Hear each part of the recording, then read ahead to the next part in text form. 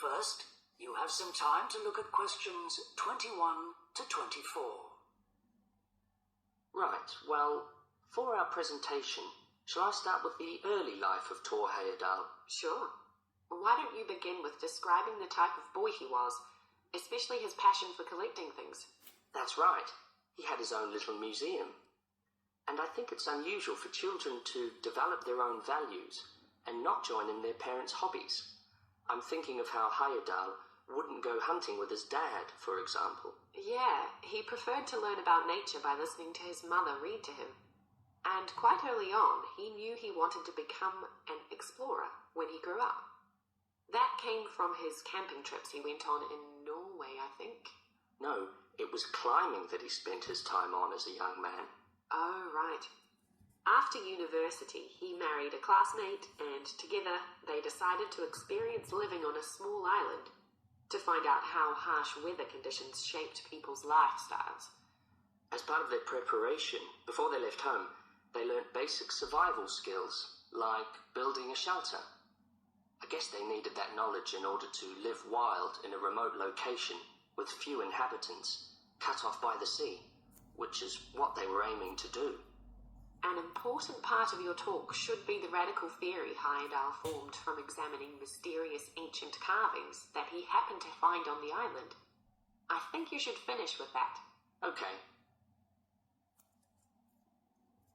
Before you hear the rest of the discussion, you have some time to look at questions 25 to 30. Now listen and answer questions 25 to 30. All right, Victor, so after your part, I'll talk about Tor Heyerdahl's adult life, continuing from the theory he had about Polynesian migration. Up until that time, of course, academics had believed that humans first migrated to the islands in Polynesia from Asia in the west.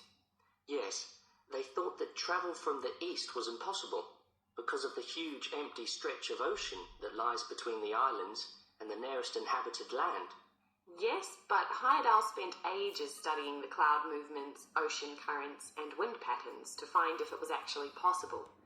And another argument was that there was no tradition of large shipbuilding in the communities lying to the east of Polynesia. But Heyerdahl knew they made lots of coastal voyages in locally built canoes. Yes, or sailing on rafts, as was shown by the long voyage that Heyerdahl did next. It was an incredibly risky journey to undertake. Sometimes I wonder if he did that trip for private reasons, to show others that he could have spectacular adventures. What do you think, Olivia? Well, I think it was more a matter of simply trying out his idea, to see if migration from the east was possible.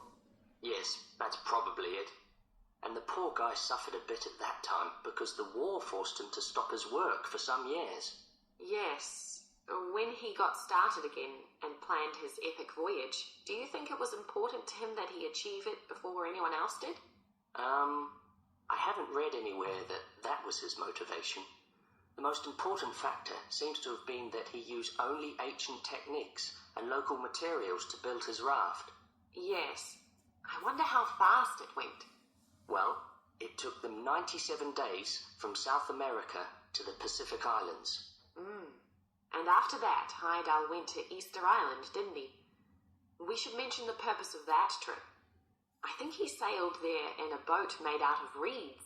No, that was later on in Egypt, Olivia. Oh, yes, that's right.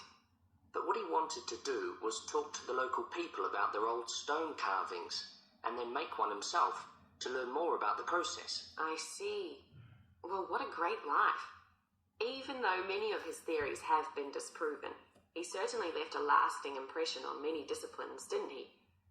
To my mind, he was the first person to establish what modern academics call practical archaeology. I mean that they try to recreate something from the past today, like he did with his raft trip.